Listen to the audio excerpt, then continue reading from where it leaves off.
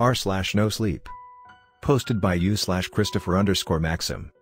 I inherited a Ouija board from my grandfather that supposedly grants wishes. I'm down to my last one. Part 1. My grandfather never spent that much time with me, growing up. When I heard the news of his passing, all I could muster was a tone of indifference, in the form of empty condolences. My lack of sympathy turned to guilt when I heard he left me everything he owned. This, however, was more than likely because of the falling out between him and my parents. Being his only grandchild, I was probably one of the few options he had when writing his will. I wouldn't be surprised if he and his lawyer threw some names into a hat to pick the lucky winner. No matter the reason behind my inheritance, I appreciated the gesture, though I didn't wait with bated breath, knowing the man didn't have much to his name. I wouldn't have been surprised to receive old war bonds and some hand-me-down vintage clothing, void of any modern value. Still, I was vaguely curious, but not enough to keep the thought fresh in my mind. I forgot all about my new wealth until it eventually arrived at my doorstep. Sure enough, a few weeks after my grandfather's death, a large package came in the mail, containing all of his belongings. As I suspected, there wasn't much: some old photo albums, antiques, a pocket watch, and a box full of outdated TV guides. One of his possessions, however, grabbed my attention. It was a wrapped gift addressed to Abigail, my grandmother. She passed shortly after giving birth to my father, so I assumed he never had the chance to give it to her. Holding the unopened gift brought with it a slight wave of sadness for my grandparents and their situation back then. My dad had told me countless times about how much Grandpa missed Grandma over the years. Abigail was the love of his life. They were supposed to run off to Paris and start a life together. This was always a dream of theirs. Pregnancy, followed by death, impeded this plan. A love story cut short by the unforgiving nature of life's unexpected turns. Though I felt grief for my grandfather, the feeling was soon outweighed by curiosity. I could have left the gift intact, an untouched memory that was never my place to view in the first place. That would have been the proper thing to do. But I was never really one for manners. I ripped that thing open so fast, a spiral of dust shot straight up in the air, clouding my glasses. I wiped them clean before looking at Grandma Abigail's newly opened gift. It was a Ouija board. A Ouija board, of all things. With it was a small note and a list of instructions. This is what the note said. To my dearest Abigail. The shop owner told me that this was a special board, designed to grant wishes. If we wish with all of our might, maybe we can finally make it to Paris. Upon reading the instructions, it seemed my grandfather was right. Property of Grovewood and Company, an emporium of mystical artifacts, the likes of which have never been known. Use with the utmost caution. This is a one-of-a-kind Ouija board that can manifest your deepest desires. If used properly, you will never need anything ever again. Follow these instructions to unlock what you've always wanted. 1. Remove the planchette from its compartment. 2. Slide the planchette over the board, using the letters to spell out whatever it is you desire. 3. Place the planchette back in its compartment, completing the ritual. Repeat this process as many times as you want, but never attempt to revert a previous wish. It will not end well. Enjoy. I don't know what I was expecting, but it certainly wasn't this.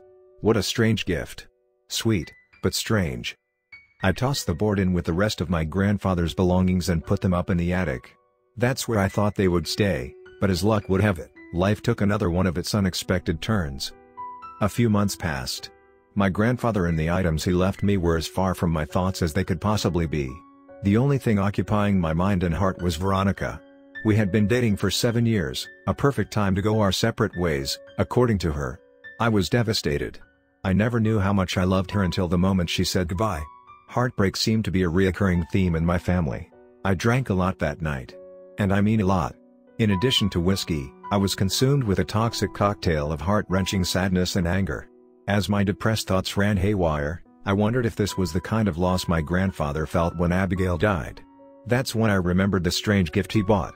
Perhaps I needed a way to cope with the breakup, or maybe I just wanted a distraction. Either way, in a drunken stupor, I dug out the Ouija board for a closer look. It was beautifully crafted. Hand-etched wood, a compartment built into the side for the stunning ivory planchette, and a unique assortment of characters on the front. Everything was a bit fuzzy, but I could make out a mountain of letters descending in size as they moved up to a large ampersand at the top of the board. I was no Ouija connoisseur, but I knew they didn't make them like this anymore. As I admired the board's craftsmanship, an idea sprung to mind. I skimmed through the instructions, grabbed the planchette, and slid it over the face of the board. I used all of my drunken willpower to want what it was I wished for. With every scuff of ivory on wood, with every transition from letter to letter, I willed the universe to grant me a favor. I knew it was time for the relationship to end, and I knew Veronica would be happier on a different path. I didn't want to screw that up for her. Still, I needed closure. I wished for just one more day with her. One day, for old time's sake. I didn't believe in magic, but I allowed myself to, if only for a brief drunken moment, to feel better. It was a catharsis that alleviated at least a small portion of my pain. After making the wish, I stumbled over to my bed, fell onto the sheets, and passed out. My alcohol-induced slumber consisted of a plethora of dark dreams, most of which involved my grandparents. In one, I watched them strolling through Paris until the background melted into a horrible, black goo. In another, I saw Abigail giving birth, not to my father, but to the Ouija board, an image I will never get out of my head. The last one I can remember was of my grandfather using the board to wish for a child and then trying to take it back. Every dream ended with the same still image of the ampersand on the board, closing in on my field of view. Bizarre is the best word I can think of to describe it all. I awoke the next day to a loud banging at my front door. I was hungover, but could gather enough of my wits to know I wasn't expecting company. Confused and nauseous, I hesitantly looked out the front window to see Veronica, in all of her beauty, waiting patiently at my doorstep. I couldn't believe it. Had the board worked? Or was it just a coincidence? I didn't care what the circumstances were. With a racing heart, I quickly opened the door to greet my former love. "I'm here," she stated, plainly. "But why? How?" I asked. "Don't ask questions," she told me, "just enjoy the time we have together." It was the board. What else could explain it? Veronica was supposed to be on a plane back home to her family in Canada. Nothing would have kept her from them, certainly not me. It worked. It really worked. I decided to do as she said and not question the higher power that brought us back together.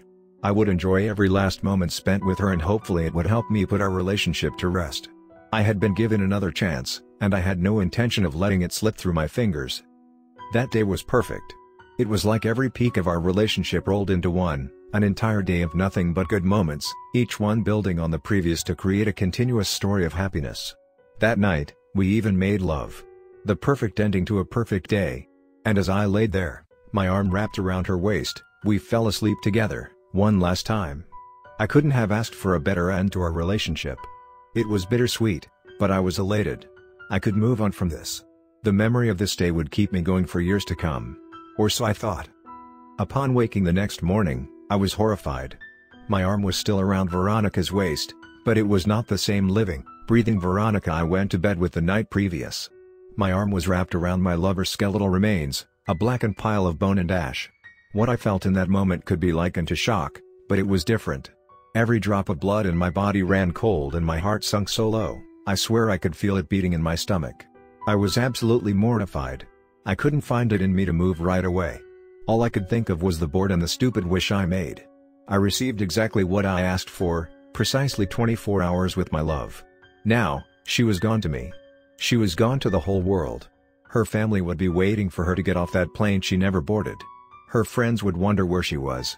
She would never bring joy to another human with her beautiful, captivating smile. She would never get to enjoy the life she so desperately sought to live after our breakup. It was all gone, all of it. Thanks to me. In an emotionless, zombie-like state, I scooped up the brittle remains of my ex-lover into a cardboard box, placing her in the attic next to my grandfather's belongings. I then grabbed some lighter fluid, a box of matches from the stove, and set my sights on the Ouija board. It was all I could think to do in that instance. It was all I could do to keep from breaking down. Just as I was about to douse the wood, another idea sprung to mind. It worked the first time, so why not a second? The instructions clearly stated that I could use it as much as I desired. Why not simply wish for her to be alive again? Aroused at the possibility of bringing my love back to life, I removed the planchette from the board, spelled out the phrase "bring her back," and placed it back into its compartment. I waited. Nothing happened. I waited some more. Still nothing. Eventually I grew fed up and tossed the board against the wall. Tears dripped onto the floor. I wasn't even aware I had been crying. I missed her so much. This was definitely what my grandfather felt when he lost Abigail. I just knew it. The worst feeling a person could ever feel. My breakdown was soon interrupted by the sound of footsteps above me. It was coming from the attic.